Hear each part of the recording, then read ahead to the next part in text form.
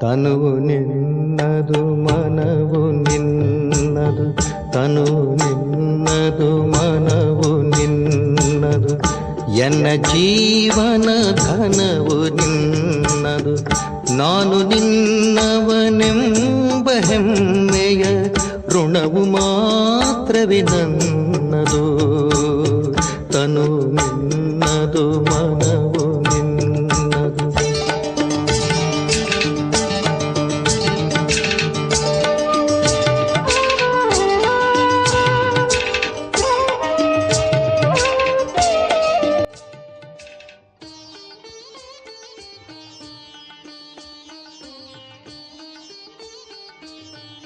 ಓಂ ಶಾಂತಿ. ಮುರುಳಿ ದಿನಾಂಕ 13/6/2026. ಈಶ್ವರನ ಮಧುರ ಮಹಾವಾಕ್ಯಗಳು. ಮಧುರ ಮಕ್ಕಳೇ, ಇಡೀ ಪ್ರಪಂಚದಿಂದ ವಿಕಾರಗಳ ತಾಪವನ್ನು ನೀಗಿಸಿ ಎಲ್ಲರನ್ನು ಶೀತಲರನ್ನಾಗಿ ಮಾಡಲು ತಂದೆಯು ಬಂದಿದ್ದಾರೆ. ಜ್ಞಾನದ ಮಳೆಯು ಶೀತಲರನ್ನಾಗಿ ಮಾಡಿಬಿಡುತ್ತದೆ. ಪ್ರಶ್ನೆ: ಯಾವ ತಾಪವು ಇಡೀ ಪ್ರಪಂಚವನ್ನು ಸುಡುತ್ತಿದೆ? ಉತ್ತರ ಆಗಿದೆ, ಕಾಮವಿಕಾರದ ತಾಪವು ಇಡೀ ಪ್ರಪಂಚವನ್ನು ಸುಡುತ್ತಿದೆ. ಎಲ್ಲರೂ ಕಾಮಾಗ್ನಿಯಲ್ಲಿ ಸುಟ್ಟು ಕಪ್ಪಾಗಿ ಬಿಟ್ಟಿದ್ದಾರೆ. ತಂದೆಯು ಜ್ಞಾನದ ಮಳೆಯಿಂದ ಅವರನ್ನು ಶೀತಲರನ್ನಾಗಿ ಮಾಡಿಬಿಡುತ್ತಾರೆ. ಹೇಗೆ ಮಳೆ ಬಿದ್ದರೆ ಧರಣಿಯು ಶೀತಲವಾಗಿಬಿಡುತ್ತದೆ, ಹಾಗೆಯೇ ಈ ಜ್ಞಾನದ ಮಳೆಯಿಂದ 21 ಜನ್ಮಗಳಿಗಾಗಿ ನೀವು ಶೀತಲರಾಗಿಬಿಡುತ್ತೀರಿ. ಯಾವುದೇ ಪ್ರಕಾರದ ತಾಪವಿರುವುದಿಲ್ಲ. ತತ್ವಗಳು ಸತೋಪ್ರಧಾನವಾಗಿಬಿಡುತ್ತವೆ. ಯಾರೂ ತಪ್ಪಿಸೋದಿಲ್ಲ. ಓಂ ಶಾಂತಿ. ಆತ್ಮಿಕ ಮಕ್ಕಳು, ಯಾರ ನೆನಪಿನಲ್ಲಿ ಕುಳಿತಿದ್ದೀರಿ? ಅವಶ್ಯವಾಗಿ ತಮ್ಮ ಆತ್ಮಿಕ ತಂದೆಯ ನೆನಪಿನಲ್ಲಿ ಕುಳಿತಿದ್ದೀರಿ. ನಮಗೆ ಆತ್ಮಿಕ ತಂದೆಯು ಬಂದು ರಿಫ್ರೆಶ್ ಪುನಶ್ಚೇತನ ಮಾಡಿ ಶೀತಲರನ್ನಾಗಿ ಮಾಡಲಿ ಎಂದು ಆತ್ಮವು ತನ್ನ ಪರಂಪಿತ ಪರಮಾತ್ಮನ ನೆನಪಿನಲ್ಲಿ ಕುಳಿತಿದೆ. ಏಕೆಂದರೆ ಭಾರತವು ಕಾಮಚಿತೆಯ ಮೇಲೆ ಕುಳಿತು ಸುಟ್ಟೋಗಿದೆ. ತಾಪವನ್ನು ನೀಗಿಸುತ್ತೀರೆಂದು ಹಾಡುತ್ತಾರೆ. ಯಾವ ತಾಪ? ಕಾಮಚಿತೆಯ ತಾಪ. ತಾಪವು ಹೆಚ್ಚಾಗಿ ಬಿಟ್ಟರೆ ಮನುಷ್ಯರು ಸತ್ತು ಹೋಗ್ತಾರೆ. ಈ ಕಾಮಚಿತೆಯ ಶಾಖದಲ್ಲಿ ಭಾರತವು ಸಂಪೂರ್ಣ ಸುಟ್ಟೋಗಿದೆ. ಅದರಿಂದ ಬಂದು ಶೀತಲರನ್ನಾಗಿ ಮಾಡಿ ಎಂದು ತಂದೆಯನ್ನು ನೆನಪು ಮಾಡ್ತಾರೆ, ಕರೀತಾರೆ. ಮಳೆ ಬಿದ್ದರೆ ಶೀತಲತೆ ಆಗುವುದು. ಧರಣಿಯು ಶೀತಲವಾಗಿಬಿಡುತ್ತದೆ. ಇದಂತೂ ಜ್ಞಾನದ ಮಾತಾಗಿದೆ. ಅಲ್ಲಿ ಸ್ಥೂಲ ಮಳೆ ಬಿದ್ದರೆ ಧರಣಿ ಶೀತಲ. ಇಲ್ಲಿ ಜ್ಞಾನದ ಮಾತು. ತಂದೆ ಒಂದೇ ಬಾರಿ ಸೃಷ್ಟಿಯಲ್ಲಿ ಬಂದು ಇಷ್ಟು ಶೀತಲರನ್ನಾಗಿ ಮಾಡ್ತಾರೆ. ಇಷ್ಟೆಲ್ಲವೂ ಕೊಟ್ಟು ಬಿಡ್ತಾರೆ. ಸತ್ಯುಗದಲ್ಲಿ ಯಾವುದೇ ವಸ್ತುವಿನ ಕೊರತೆ ಬಯಕೆ ಇರೋದಿಲ್ಲ. ಅರ್ಧ ಕಲ್ಪ ಉತ್ಕಂಠದಲ್ಲಿಯೇ ಇರ್ತಾ ಬಂದಿರಿ. ಬಾಬಾ ಬಂದು ಶೀತಲರನ್ನಾಗಿ ಮಾಡಿ. ಪತೀತ ಪಾವನ ತಂದೆಯು ಬಂದು ನಮ್ಮನ್ನು ಶೀತಲರನ್ನಾಗಿ ಮಾಡಲಿ ಎಂದು ಈಗ ಈ ಜ್ಞಾನದ ಮಳೆಯಿಂದ ಭಾರತ ಅಥವಾ ಇಡೀ ಪ್ರಪಂಚವೇ ಶೀತಲವಾಗಿಬಿಡ್ತದೆ. ನೀವು ಸ್ವರ್ಗದ ಮಾಲೀಕರಾಗ್ಬಿಡ್ತೀರಿ. ಮನುಷ್ಯರು ಮರಣ ಹೊಂದಿದಾಗ ಸ್ವರ್ಗವಾಸಿಯಾದರೆಂದು ಹೇಳ್ತಾರೆ. ಅವರಂತೂ ಕೇವಲ ಹೀಗೆ ಹೇಳಿ ಬಾಯಿ ಸಿಹಿ ಮಾಡಿಕೊಳ್ತಾರೆ. ನಿಮಗೆ ತಿಳಿದಿದೆ, ಈಗ ಸ್ವರ್ಗದ ಸ್ಥಾಪನೆ ಆಗ್ತಿದೆ. ತಂದೆ ಬಂದಿದ್ದಾರೆ. ಈ ಜ್ಞಾನದ ಮಳೆಯನ್ನು ಸುರಿಸ್ತಿದ್ದಾರೆ. 21 ಜನ್ಮಗಳವರೆಗೆ ಈ ಶೀತಲತೆಯ ಪ್ರಭಾವವಿರ್ತದೆ. ಅಲ್ಲಿ ಮಳೆಯದಾಗಲಿ ಯಾವುದೇ ವಸ್ತುವಿನ ಇಚ್ಛೆ ಆಗಲಿ ಇರೋದಿಲ್ಲ. ಸದಾ ಹಸಿರೇ ಹಸಿರಾಗಿರ್ತದೆ. ಅಲ್ಲಿ ಯಾವುದೇ ಪ್ರಕಾರದ ದುಃಖ ಇರೋದಿಲ್ಲ. ಸೂರ್ಯನು ಸಹ ಸತೋಪ್ರಧಾನವಾಗಿಬಿಡುತ್ತಾನೆ. ಎಂದು ತಾಪವನ್ನು ಶಾಖವನ್ನು ತೋರಿಸೋದಿಲ್ಲ. ನೀವು ಇಡೀ ವಿಶ್ವದ ಮಾಲೀಕರಾಗ್ಬಿಡ್ತೀರಿ. ಈಗಂತೂ ಗುಲಾಮರಾಗಿದ್ದೀರಲ್ವಾ, ಆದ್ದರಿಂದಲೇ ನಾನು ನಿಮ್ಮ ಗುಲಾಮನಾಗಿದ್ದೇನೆ ಎಂದು ಹಾಡ್ತಾರೆ. ಬಾಬಾ ಹೇಳ್ತಾರೆ, ತಂದೆಯನ್ನು ನೆನಪು ಮಾಡ್ತಾರೆ. ತಂದೆ ಹೇಳ್ತಾರೆ, ನಿಮ್ಮ ಸೇವೆಯಲ್ಲಿ ನಾನು ಗುಲಾಮನಾಗಿ ಬಂದಿದ್ದೇನೆ. ನೀವು ಮಕ್ಕಳ ಸೇವೆ ಮಾಡುತ್ತೇನೆ. ಪರ ಮತ್ತು ಪತೀತ ದೇಶ, ಪತೀತ ಶರೀರದಲ್ಲಿ ನಾನು ಬರ್ತೇನೆ. ಈ ಪತೀತ ಪ್ರಪಂಚದಲ್ಲಿ ಯಾರೊಬ್ಬರೂ ಪಾವನರಿರಲು ಸಾಧ್ಯ ಇಲ್ಲ. ಸತ್ಯುಗಕ್ಕೆ ಪಾವನ, ಕಲಿಯುಗಕ್ಕೆ ಪತೀತ ಎಂದು ಹೇಳೋದು. ಏಕೆಂದರೆ ಎಲ್ಲರೂ ವಿಕಾರಿಗಳಾಗ್ಬಿಟ್ಟಿದ್ದಾರೆ. ಭಾರತವಾಸಿಗಳೇ ಈ ಜ್ಞಾನವನ್ನ ತಿಳಿದುಕೊಳ್ಳೋದು. ಯಾರು 84 ಜನ್ಮಗಳನ್ನು ತೆಗೆದುಕೊಂಡಿದ್ದಾರೋ ಅವರೇ ಈ ಜ್ಞಾನವನ್ನು ಕೇಳೋದು. ಅಥವಾ ಯಾರು ಸತ್ಯ ತ್ರೇತಾಯುಗದಲ್ಲಿ ಬರುವವರಿದ್ದಾರೆಯೋ ಅವರೇ ಇಲ್ಲಿ ಬಂದು ನಂಬರ್ವಾರ್ ಪುರುಷಾರ್ಥದ ಅನುಸಾರ ಬ್ರಾಹ್ಮಣರಾಗ್ತಾರೆ. ತಂದೆ ತಿಳಿಸ್ತಾರೆ, ನೀವೀಗ ಬ್ರಾಹ್ಮಣ ವರ್ಣದಲ್ಲಿದ್ದೀರಿ, ಪುನಃ ನೀವೇ ದೇವತಾ ವರ್ಣದಲ್ಲಿ ಬರೋದು. ತಂದೆಯು ಬ್ರಾಹ್ಮಣ ವರ್ಣ ಅಂದರೆ ಬ್ರಾಹ್ಮಣ ಧರ್ಮ ಸ್ಥಾಪನೆ ಮಾಡಲು ಬರ್ತಾರೆ. ಬ್ರಹ್ಮನು ಬ್ರಾಹ್ಮಣ ಧರ್ಮ ಸ್ಥಾಪನೆ ಮಾಡ್ತಾರೆ. ಪರಂಪಿತ ಪರಮಾತ್ಮನು ಬಂದು ಶೂದ್ರರನ್ನು ಬ್ರಾಹ್ಮಣರನ್ನಾಗಿ ಮಾಡ್ತಾರೆಂದು ಹೇಳೋದಿಲ್ಲ. ಇದು ನಿಮ್ಮ ಬಾಜೋಲಿ ಆಟವು ನಡೆಯುತ್ತದೆ. ಇದು ಬಹಳ ಸಹಜವಾಗಿದೆ. ಈ ಚಕ್ರವು ಹೇಗೆ ಸುತ್ತುತ್ತದೆ ಎನ್ನುವುದು ನೀವು ಮಕ್ಕಳು ತಿಳ್ಕೊಂಡಿದ್ದೀರಿ. ವಿರಾಟ ರೂಪದಲ್ಲಿ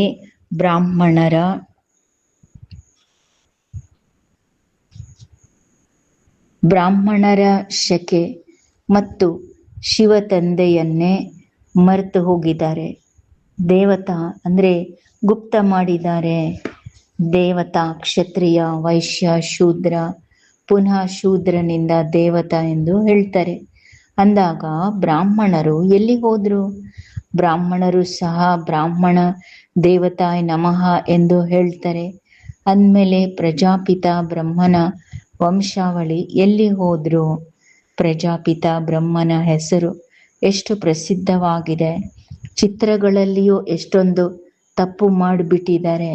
ಪ್ರಜಾಪಿತ ಬ್ರಹ್ಮನ ಸಂತಾನರ ಯಾವುದೇ ಹೆಸರು ಗುರುತೇ ಇಲ್ಲ.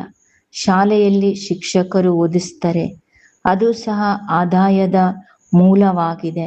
ಅಂದಾಗ ಗುರಿ ಧ್ಯೇಯವಂತೂ ಅವಶ್ಯವಾಗಿ ಬೇಕು. ಆ ವಿದ್ಯೆಯಿಂದಲೇ ಪದವಿ ಸಿಗುತ್ತದೆ ಅನ್ನೋದು ನೀವು ತಿಳ್ಕೊಂಡಿದ್ದೀರಿ. ದೇವತಾ ವಿದ್ಯೆ ಬಾಬಾ ಇಲ್ಲಿ ಕಲಿಸ್ತಾ ಇದ್ದಾರೆ, ಇದು ನೀವು ತಿಳ್ಕೊಂಡಿರಿ. ಭಗವಂತನು ಪತೀತ ಪ್ರಪಂಚದಲ್ಲಿಯೇ ಬಂದು ಪತೀತರಿಗೆ ಓದಿಸ್ತಾರೆ. ತಂದೆ ತಿಳಿಸ್ತಾರೆ, ನೀವು ಮಕ್ಕಳಿಗೆ ಓದಿಸಿ ಪಾವನರನ್ನಾಗಿ ಮಾಡುತ್ತೇನೆಂದು ಹೇಳ್ತಾರೆ. ನೋಡಿ, ಈ ವಿದ್ಯೆಯಿಂದ ಎಷ್ಟೊಂದು ಆದಾಯ ಇದೆ, ಸಂಪಾದನೆ ಇದೆ. ಅರ್ಧ ಕಲ್ಪಕ್ಕಾಗಿ ನೀವು ಅದೃಷ್ಟವನ್ನ ಬೆಳಗಿಸ್ಕೊಳ್ತೀರಿ. 21 ಪೀಳಿಗೆ ಎಂದು ಭಾರತದಲ್ಲಿ ಗಾಯನವಿದೆ. ನೀವೀಗ ಬೇಹದ್ದಿನ ತಂದೆಯಿಂದ 21 ಪೀಳಿಗೆಗಳ ಬೇಹದ್ದಿನ ಆಸ್ತಿಯನ್ನು ಪಡೆಯುತ್ತೀರಿ. ಲೌಕಿಕ ತಂದೆಯದು ಅಲ್ಪಕಾಲದ ಕ್ಷಣಿಕವಾದ ಆಸ್ತಿಯಾಗಿದೆ. ಆದರೆ ಈ ತಂದೆಯಿಂದ ನೀವು ಇಂತಹ ಆಸ್ತಿಯನ್ನು ಪಡೆಯುತ್ತೀರಿ, ಯಾವುದರಿಂದ ಪ್ರತಿ ಜನ್ಮ ನಿಮಗೆ ಯಾವುದೇ ದುಃಖ ಇರೋದಿಲ್ಲ. ಭಾರತದಲ್ಲಿಯೇ ಬೇಹದ್ದಿನ ಸುಖವಿತ್ತು. ಈ ಜ್ಞಾನವು ಮತ್ಯಾರ ಬುದ್ಧಿಯಲ್ಲೂ ಇರೋದಿಲ್ಲ. ಈ ಜ್ಞಾನವನ್ನು ಕೊಡುವಂತಹ ತಂದೆಗೆ ಗೊತ್ತು, ಮತ್ಯಾರಿಗೆ ಕೊಡೋರೋ ಅವರಿಗೆ ಗೊತ್ತು, ಮತ್ಯಾರಿಗೂ ಗೊತ್ತಿಲ್ಲ. ಗ್ರಂಥದಲ್ಲಿಯೂ ಅವರ ಮಹಿಮೆಯ ಗಾಯನವಿದೆ. ಏಕ್ ಓಂಕಾರ ನಿರಾಕಾರ ನಿರಹಂಕಾರ, ಇದರ ಅರ್ಥವನ್ನು ಈಗ ನೀವು ತಿಳ್ಕೊಂಡಿದ್ದೀರಿ. ಅವರಂತೂ ಕೇವಲ ನಿರಹಂಕಾರಿ ಎಂದು ಹಾಡ್ತಾರೆ. ಇಷ್ಟು ದೊಡ್ಡ ಅಥಾರಿಟಿ ಅಂದ್ರೆ ಸರ್ವಶಕ್ತನಾಗಿದ್ರೂ ಸಹ ತಂದೆಗೆ ಯಾವುದೇ ಅಹಂಕಾರವಿಲ್ಲ. ಇಲ್ಲಿ ಒಂದು ಚಿಕ್ಕ ಪದವಿಯಲ್ಲಿದ್ರೂ ಸಹ ಅವರಿಗೆ ಎಷ್ಟೊಂದು ನಶೆ, ಗರ್ವ ಇರ್ತದೆ.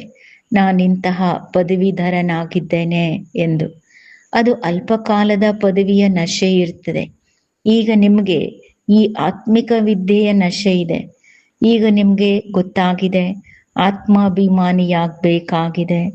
ಆಗಲೇ ತಂದೆಯ ನೆನಪು ಮಾಡಲು ಸಾಧ್ಯ. ತಂದೆಯ ಜೊತೆ ಯೋಗ ಕಟ್ಟಾದ್ರೆ, ತುಂಡಾದ್ರೆ ಮಾಯೆಯ ಮುತ್ತಿಗೆ ಅಂದ್ರೆ ಅಟ್ಯಾಕ್ ಬೀಳೋದು, ಬಾಡಿ ಹೋಗ್ತಾರೆ. ನೆನಪು ಮಾಡ್ತಾ ಇದ್ದಾಗಲೇ ಖುಷಿಯ ನಶೆ ಏರೋದು. ಯಾರಾದರೂ ದೊಡ್ಡ ಪರೀಕ್ಷೆ ತೆರಗಡೆ ಮಾಡಿದ್ರೆ ಅವರಿಗೆ ಖುಷಿ ಆಗ್ತದೆ. ಇದಕ್ಕಿಂತಲೂ ಮೇಲೆ ಮತ್ಯಾವುದು ಪರೀಕ್ಷೆ ಇಲ್ಲ ಎಂದು ತಿಳ್ಕೊಂತಾರೆ. ಹಾಗೆ ನೀವು ಸಹ ತಿಳ್ಕೊಂಡಿರಿ, ನಮ್ಮ ಈ ವಿದ್ಯೆಗಿಂತ ಶ್ರೇಷ್ಠ ವಿದ್ಯೆಯು ಮತ್ಯಾವುದೂ ಇಲ್ಲ. ಈ ಲಕ್ಷ್ಮೀನಾರಾಯಣರು ಅವರ ಹಿಂದಿನ ಜನ್ಮದಲ್ಲಿ ಅವಶ್ಯವಾಗಿ ಅಂತಹ ವಿದ್ಯೆಯನ್ನು ಓದಿದ್ದಾರೆ, ರಾಜಯೋಗವನ್ನ ಕಲ್ತಿದ್ದಾರೆ. ಅದರಿಂದಲೇ ಮಹಾರಾಜ ಮಹಾರಾಣಿ ಆಗಿದ್ದಾರೆ. ರಾಜಯೋಗವು ಪ್ರಸಿದ್ಧವಾದದ್ದು. ಪರಂಪಿತ ಪರಮಾತ್ಮನ ಬಂದು ಸ್ವರ್ಗಕ್ಕಾಗಿ ರಾಜಯೋಗವನ್ನ ಕಲಿಸ್ತಾರೆ. ಹಿಂದೆ ಇಂಥ ಕರ್ಮ ಮಾಡಿರೋ ಕಾರಣ ಈ ರೀತಿಯಾಗಿದ್ದಾರೆ. ಯಾರು? ಲಕ್ಷ್ಮೀನಾರಾಯಣರು. ಪರಮಾತ್ಮನು ಬಂದು ಸ್ವರ್ಗಕ್ಕಾಗಿನೇ ರಾಜಯೋಗವನ್ನ ಕಲಿಸ್ತಾರೆ. ಈ ರೀತಿಯಾಗಿದ್ದಾರೆ. ಯಾವುದರಿಂದ? ಕರ್ಮದಿಂದ. ನೀವು ತಿಳ್ಕೊಂಡಿದ್ದೀರಿ, ಈ ಜನ್ಮದಲ್ಲಿ ನಾವು ಇಂತಹ ಕರ್ಮವನ್ನು ಕಲಿತೇವೆ. ಯಾವುದರಿಂದ? ಭವಿಷ್ಯ 21 ಜನ್ಮಗಳಿಗಾಗಿ ರಾಜ್ಯಭಾರ ಮಾಡ್ತೇವೆ, ಅಥವಾ ಸ್ವರ್ಗದಲ್ಲಿ ವಿರಾಜಮಾನರಾಗ್ತೇವೆ. ಯಥಾ ರಾಜ ರಾಣಿ ತಥಾ ಪ್ರಜೆಗಳು ಇರ್ತಾರಲ್ವೇ, ರಾಜಧಾನಿ ಇರ್ತದೆ. ರಾಜಧಾನಿಯನ್ನು ಸ್ಥಾಪನೆ ಮಾಡಲು ತಂದೆ ಬಂದಿದ್ದಾರೆ. ನಂತರ ನೀವು ಹೋಗಿ 21 ಜನ್ಮಗಳ ಕಾಲ ರಾಜ್ಯ ಪರಿಪಾಲನೆ ಮಾಡ್ತೀರಿ. 63 ಜನ್ಮಗಳಿಂದಲೂ ನೀವು ದುಃಖವನ್ನು ಅನುಭವಿಸಿದ್ದೀರಿ. ಈಗ ಅದೆಲ್ಲವೂ ಸಮಾಪ್ತಿಯಾಗ್ಬಿಡ್ತದೆ. ಭಾರತಕ್ಕೆ ಸ್ವರ್ಗವೆಂದು ಹೇಳಲಾಗ್ತಿತ್ತು, ಈಗಂತೂ ನರಕವಾಗಿದೆ. ಸೃಷ್ಟಿಯು ಇಷ್ಟೊಂದು ಬದಲಾಗ್ಬಿಟ್ಟಿದೆ. ಆ ರಾಜಧಾನಿಯು ಎಲ್ಲಿಗೆ ಹೋಯಿತು? ಸ್ವರ್ಗದ್ದು. ರಾವಣ ರಾಜ್ಯವು ಆರಂಭವಾಗುವುದರಿಂದ ನೀವು ಪತಿತರಾಗ್ಬಿಡ್ತೀರಿ. ತಂದೆ ಹೇಳ್ತಾರೆ, ನೀವು ತಮ್ಮ 84 ಜನ್ಮಗಳ ಚಕ್ರವನ್ನು ಅರ್ಥಕೊಂಡಿಲ್ವಾ?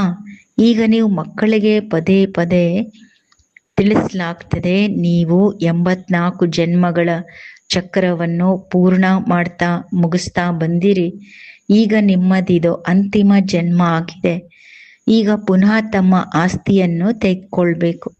ನೀವು ಹೋಗಿ ಮುಕ್ತಿಧಾಮದಲ್ಲಿ ಕುತ್ಕೊಂಡ್ಬಿಡೋದಲ್ಲ. ನಿಮ್ಮದು ಸರ್ವತೋಮುಖ ಪಾತ್ರ, ಆಲ್ರೌಂಡ್ ಪಾತ್ರ ಇದೆ. ಅಂಥವರು ಅನೇಕರಿದ್ದಾರೆ. ಸತ್ಯುಗದಿಂದ ಹಿಡಿದು ದ್ವಾಪರ ಕಲಿಯುಗದವರೆಗೂ ಮುಕ್ತಿಧಾಮದಲ್ಲಿಯೇ ಇರ್ತಾರೆ. ಅವ್ರದ್ದು ಹೆಚ್ಚಿಲ್ಲಿ ಪಾತ್ರ ಇರಲ್ಲ. ಇಲ್ಲಿ ಬರೋದಕ್ಕಿಂತ ಮುಕ್ತಿಧಾಮವೇ ಒಳ್ಳೆಯದೆಂದು ಹೇಳುವಂತಿಲ್ಲ. ಅವರ ಜನ್ಮ ಅಂತೂ ಸೊಳ್ಳೆಗಳ ಸಮಾನ. ಅಂದರೆ ಅವ್ರದ್ದಷ್ಟು ಇಂಪಾರ್ಟೆನ್ಸ್ ಇಲ್ಲ. ಸೃಷ್ಟಿಯಲ್ಲಿ ಕಡಿಮೆ ಸಮಯ ಬರೋದಂದರೆ ಸ್ವಲ್ಪ ಸಮಯ ಸೊಳ್ಳೆ ಇರ್ತದಲ್ವ, ಆ ರೀತಿಯಲ್ಲಿ ವ್ಯಾಲ್ಯೂಲೆಸ್ ಅಂತಾರೆ ಬಾಬಾ. ಸತ್ಯುಗದಿಂದ ಪಾರ್ಟ್, ಆಲ್ರೌಂಡ್ ಪಾರ್ಟ್, ಅದು ಇಂಪಾರ್ಟೆಂಟ್. ಏಕೆಂದರೆ ಅವರು ಬಂದರು, ಅವರು ಹೋದರು. ಸೊಳ್ಳೆಗಳ ರೀತಿಯಲ್ಲಿ ಮನುಷ್ಯರ ಮಹಿಮೆಯನ್ನು ಹಾಡಲಾಗ್ತದೆ. ಈ ಮಂದಿರಗಳು ಯಾರ್ದಾಗಿದೆ?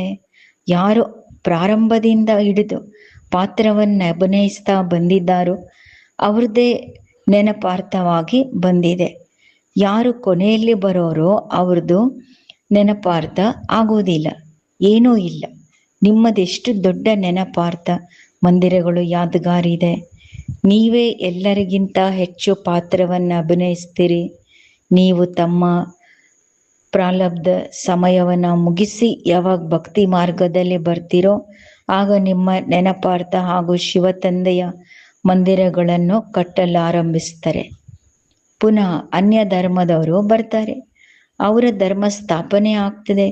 ನೀವು ನಿಮ್ಮ ಚರಿತ್ರೆ ಭೂಗೋಳವನ್ನು ತಿಳ್ಕೊಂಡಿರಿ, ಮತ್ತೆಲ್ಲ ಧರ್ಮದವರು ತಿಳ್ಕೊಂಡಿದ್ದೀರಿ. 84 ಜನ್ಮಗಳ ಏಣಿಯಾಗಿದೆ. ಮೊದಲು ನಾವು ಸ್ವರ್ಗದಲ್ಲಿ ಬರ್ತೇವೆ, ನಂತರ ಹೇಗೆ ಇಳಿತೇವೆ ಎನ್ನುವುದು ನಿಮ್ಮ ಬುದ್ಧಿಯಲ್ಲಿದೆ. ಪ್ರತಿಯೊಂದು ಜನ್ಮದಲ್ಲಿ ಭಿನ್ನ ನಾಮ ರೂಪದ ಮಿತ್ರ ಸಂಬಂಧಿಗಳು ಸಿಕ್ಕಿದ್ದಾರೆ. ಇದೆಲ್ಲ ಪಾತ್ರವು ನಾಟಕದಲ್ಲಿ ಮೊದಲಿನಿಂದಲೇ ನಿಶ್ಚಿತವಾಗಿದೆ. ಈ ಬೇಹದ್ದಿನ ನಾಟಕವು ಚಾಚೂ ತಪ್ಪದೆ ಪುನರಾವರ್ತನೆಯಾಗ್ತಿರ್ತದೆ. ನೀವೀಗ ತಿಳ್ಕೊಂಡಿದ್ದೀರಿ, ನಾವೇ ದೇವಿ ದೇವತೆಗಳಾಗಿದ್ವಿ. 84 ಜನ್ಮಗಳನ್ನು ತೆಗೆದುಕೊಂಡು ಶೂದ್ರರಾದೆವು. ಈಗ ಪುನಃ ನಾವು ದೇವಿ ದೇವತೆಗಳಾಗ್ತೇವೆ. ಮನುಷ್ಯರಂತೂ ಆತ್ಮವೇ ಪರಮಾತ್ಮನೆಂದು ಹೇಳ್ಬಿಡ್ತಾರೆ. ವಾಸ್ತವದಲ್ಲಿ ಹಂಸೋ ಸೋಹಂ ಅರ್ಥವೇ ಬೇರೆ ಆಗಿದೆ. ಆದರೆ ಮನುಷ್ಯರು ಆತ್ಮವೇ ಪರಮಾತ್ಮ, ಪರಮಾತ್ಮನೇ ಆತ್ಮ ಎಂದು ಹೇಳ್ಬಿಡ್ತಾರೆ. ರಾತ್ರಿ ಹಗಲಿನ ವ್ಯತ್ಯಾಸ ಆಯ್ತಲ್ವಾ? ನೀವೀಗ ಇದೆಲ್ಲ ಮಾತುಗಳನ್ನ ತಿಳ್ಕೊಂಡಿದ್ದೀರಿ. ನೀವೀಗ ಪಾಂಡವರಾಗಿದ್ದೀರಿ. ಕೌರವ ಪಾಂಡವರು ಸಹೋದರರಾಗಿದ್ದಾರಲ್ವೇ? ಈಗ ತಂದೆ ಸಿಕ್ಕಿದ್ದಾರೆ, ಅದರಿಂದ ನೀವು ಪಾಂಡವರಾಗಿದ್ದೀರಿ. ತಂದೆಯು ನಿಮ್ಮನ್ನು ದುಃಖದಿಂದ ಬಿಡಿಸಿ ಮಾರ್ಗದರ್ಶಕನಾಗಿ ಕರೆದುಕೊಂಡು ಹೋಗ್ತಾರೆ. ಮನೆಯ ಪರಿಚಯ ಯಾರಿಗೂ ತಿಳಿದಿಲ್ಲ. ಆತ್ಮವು ಬ್ರಹ್ಮತತ್ವದಲ್ಲಿ ಲೀನವಾಗಿ ಬಿಡ್ತದೆಂದು ಅವರು ಹೇಳ್ಬಿಡ್ತಾರೆ. ಅಂದಮೇಲೆ ಅದು ಮನೆಯಾಯಿತೆ. ವಾಸ್ತವದಲ್ಲಿ ನಿವಾಸ ಸ್ಥಾನಕ್ಕೆ ಮನೆ ಎಂದು ಹೇಳಲಾಗ್ತದೆ. ಅದಕ್ಕೆ ನಿರಾಕಾರಿ ಪ್ರಪಂಚವೆಂದು ಹೇಳಲಾಗ್ತದೆ. ಈಗ ನೀವು ಮಕ್ಕಳು ತಿಳ್ಕೊಂಡಿದ್ದೀರಿ, ನಾವು ನಿರಾಕಾರಿ ಆತ್ಮರು ನಿರಾಕಾರಿ ಪ್ರಪಂಚದಲ್ಲಿ ಬಿಂದುವಿನ ರೀತಿಯಲ್ಲಿ ನಿವಾಸ ಮಾಡ್ತೇವೆ. ಬಿಂದು ಆಕಾರದಲ್ಲಿ. ಅಲ್ಲಿಯೂ ಆತ್ಮಗಳ ನಿರಾಕಾರಿ ವೃಕ್ಷ ಇದೆ. ಪರಂಧಾಮದಲ್ಲಿ ಆತ್ಮ ನಿರಾಕಾರಿ ಜ್ಯೋತಿರ್ಬಿಂದು. ಅದಕ್ಕೆಲ್ಲ ಆತ್ಮ ಜ್ಯೋತಿಗಳು ನಿರಾಕಾರಿ ವೃಕ್ಷದ ಆಕಾರದಲ್ಲಿ ಸ್ಥಿತ ಆಗಿರ್ತಾರೆ. ಈ ನಾಟಕವು ಇಲ್ಲಿ ಮಾಡಲ್ಪಟ್ಟಿದೆ. ಬೀಜ ಮತ್ತು ವೃಕ್ಷವು ಅರ್ಥಕೊಳ್ಬೇಕು. ಇದರ ಹೆಸರೇ ಆಗಿದೆ ವಿಭಿನ್ನ ಧರ್ಮಗಳ ವೃಕ್ಷ. ಇದು ಮನುಷ್ಯ ಸೃಷ್ಟಿಯಾಗಿದೆ. ಇದರ ಬೀಜ ರೂಪ ರಚಯಿತ ಪರಮಾತ್ಮ ತಂದೆಯಾಗಿದ್ದಾರೆ. ಇಷ್ಟೊಂದು ವಿಭಿನ್ನತೆ, ವೆರೈಟಿ ಕ್ಯಾಟಗರಿ ಇರೋ ಮಾನವ ವಂಶವೃಕ್ಷ. ಪ್ರತಿಯೊಂದು ಧರ್ಮದವರ ರೂಪವೇ ಭಿನ್ನವಾಗಿದೆ. ಇಲ್ಲಿಯೂ ಸಹ ಒಬ್ಬರ ಚಹರೆಯು ಇನ್ನೊಬ್ಬರ ಹಂಗೆ ಹೋಲೋದಿಲ್ಲ. ಒಂದು ಧರ್ಮದಂಗೆ ಇನ್ನೊಂದು ಧರ್ಮ ಇರಲ್ಲ. ಒಬ್ಬರ ಶರೀರ ರಚನೆ ಹಂಗೆ ಇನ್ನೊಬ್ಬರ ಶರೀರ ರಚನೆ ಇರಲ್ಲ. ಇದು ಸಹ ನಾಟಕದಲ್ಲಿ ಮಾಡಲ್ಪಟ್ಟಿದೆ. ಕಲ್ಪವೃಕ್ಷದ ಆಯು 5000 ವರ್ಷಗಳದಾಗಿದೆ. ಇದನ್ನು ತಂದೆ ತಿಳಿಸ್ತಾರೆ. ಮನುಷ್ಯರು ಪಾತ್ರಧಾರಿಗಳಾಗಿದ್ದಾರೆ. ಇಲ್ಲಿ ಪಾತ್ರವನ್ನು ಅಭಿನಯಿಸ್ಲಿಕ್ಕೆ ಬಂದರೆ ಇದು ರಂಗಮಂಟಪವಾಗಿದೆ. ಬೆಳಕು ಕೊಡೋದಕ್ಕೆ ಸೂರ್ಯ ಚಂದ್ರರಿದ್ದಾರೆ. ಸೂರ್ಯ ಚಂದ್ರರು ದೇವತೆಗಳಲ್ಲ, ನೀವು ದೀಪಗಳಾಗಿವೆ. ಆದರೆ ಜಗತ್ತಿನ ಸೇವೆ, ನೀವು ಸಹ ಜಗತ್ತಿನ ಬೆಳಕು, ದೀಪಗಳು. ಜಗತ್ತಿನ ಸೇವೆ ಮಾಡೋ ಕಾರಣ ದೇವತೆಗಳೆಂದು ಆದ ಸೂರ್ಯಚಂದ್ರರನ್ನ ಹೇಳ್ಬಿಟ್ಟಿದ್ದಾರೆ. ಅವರು ಬೆಳಕು ಕೊಡೋ ದೀಪಗಳು. ವಾಸ್ತವದಲ್ಲಿ ದೇವತೆಗಳು ಯಾವುದೇ ಸೇವಾ ಮಾಡೋದಿಲ್ಲ. ಸತ್ಯುಗದಲ್ಲಿ ದೇವತೆಗಳು ಯಾರು ಅಲ್ಲಿ ದುರ್ಗತಿಯವರು ಇರಲ್ಲ, ಅವ್ರು ಸೇವೆ ಮಾಡಲ್ಲ. ಸೇವೆಯನ್ನು ಈಗ ನೀವು ಮಕ್ಕಳೇ ಮಾಡ್ತೀರಿ. ತಂದೆಯೇ ವಿದ್ಯೆಯ ಸೇವಕನಾಗಿದೆ, ವಿಧೇಯ ಸೇವಕನಾಗಿದ್ದಾರೆ. ಮಕ್ಕಳು ಭೇಟಿಯಾದಾಗ ತಂದೆಗೆ ದಯೆ ಬರ್ತದೆ. ಆದ್ದರಿಂದ ತಂದೆ ತಿಳಿಸ್ಕೊಡ್ಲಿಕ್ಕೆ, ಜ್ಞಾನ ಕೊಡ್ಲಿಕ್ಕೆ ಬಂದಿದ್ದಾರೆ. ನೀವು ಮಕ್ಕಳಿಗೆ ಪುನಃ ದೇವಿ ದೇವತಾ ಪದವಿ ಪ್ರಾಪ್ತಿ ಮಾಡಿಸ್ಲಿಕ್ಕೆ ಬರ್ತೇನೆ ಅಂತಾರೆ ಬಾಬಾ. ಪ್ರತಿಯೊಂದು ವಸ್ತುವಿನದು ಏರುವ ಕಲೆ ಮತ್ತು ಇಳಿಯುವ ಕಲೆ ಇರ್ತದೆ. ಹಳೆಯ ಪ್ರಪಂಚಕ್ಕೆ ತಮೋಪ್ರಧಾನ ಅಂತಲೂ, ಹೊಸ ಪ್ರಪಂಚಕ್ಕೆ ಸತೋಪ್ರಧಾನ ಎಂದು ಹೇಳಲಾಗ್ತದೆ. ಪ್ರತಿಯೊಂದು ವಸ್ತು ಹೊಸದರಿಂದ ಹಳೇದಾಗ್ತದೆ. ಆತ್ಮನೇ ಹೇಳೋದು, ಈ ಶರೀರವೂ ಸಹ ತಮೋಪ್ರಧಾನ ಪತೀತ ಆಗಿದೆ. ಸತ್ಯುಗದಲ್ಲಿ ಆತ್ಮ ಮತ್ತು ಶರೀರ ಎರಡು ಸತೋಪ್ರಧಾನ ಆಗಿತ್ತು. ಆತ್ಮಕ್ಕೆ ಈಗ ಜ್ಞಾನ ಸಿಕ್ಕಿದೆ. ನಾವು 84 ಜನ್ಮಗಳನ್ನು ತೆಗೆದುಕೊಳ್ತೇವೆ ಎಂದು ಸ್ಮೃತಿ ಬಂದಿದೆ. ಈ ರಹಸ್ಯವನ್ನು ಬೇಹದ್ದಿನ ತಂದೆ ತಿಳಿಸ್ತಾರೆ. ದುಃಖದಲ್ಲಿ ಎಲ್ಲರೂ ತಂದೆಯನ್ನು ಕರೀತಾರೆ. ಹೇ ದುಃಖರ್ತ, ಸುಖಕರ್ತ, ದಯೆ ತೋರಿಸಿ. ಭಾರತವೇ ಎಲ್ಲದಕ್ಕಿಂತ ಸುಖಿಯಾಗಿತ್ತಲ್ವಾ? ಭಾರತದಂಥ ಪವಿತ್ರ ಖಂಡ ಮತ್ಯಾವುದು ಇರಲಿಕ್ಕೆ ಸಾಧ್ಯ ಇಲ್ಲ. ಈಗ ತಂದೆ ನೀವು ಮಕ್ಕಳ ಜೋಳಿಗೆಯನ್ನು ಅವಿನಾಶಿ ಜ್ಞಾನ ರತ್ನಗಳಿಂದ ತುಂಬ್ತಾರೆ. ಇಂಥ ತಂದೆಯನ್ನು ಎಂದಾದರೂ ನೋಡಿದ್ದೀರಾ? ಹೇಳ್ತಾರೆ, ಮಕ್ಕಳೇ, ನಾನು ನಿಮಗಾಗಿ ವೈಕುಂಠದ ಉಡುಗೊರೆ ತಂದಿದ್ದೇನೆ. ನೀವು ಸ್ವರ್ಗವಾಸಿಗಳಾಗಿದ್ರಿ, ಈಗ ಪತಿತ ನರಕವಾಸಿಗಳಾಗ್ಬಿಟ್ಟಿದ್ದೀರಿ. ಯಾರು ವಿಕಾರದಲ್ಲಿ ಹೋಗೋದಿಲ್ವೋ ಅವರಿಗೆ ಪಾವನರೆಂದು ಹೇಳೋದು. ಸತ್ಯುಗದಲ್ಲಿ ಸಂಪೂರ್ಣ ನಿರ್ವಿಕಾರಿಗಳಿರ್ತಾರೆ. ಈ ಸಮಯದಲ್ಲಿ ಸಂಪೂರ್ಣ ವಿಕಾರಿಗಳಾಗಿದ್ದಾರೆ.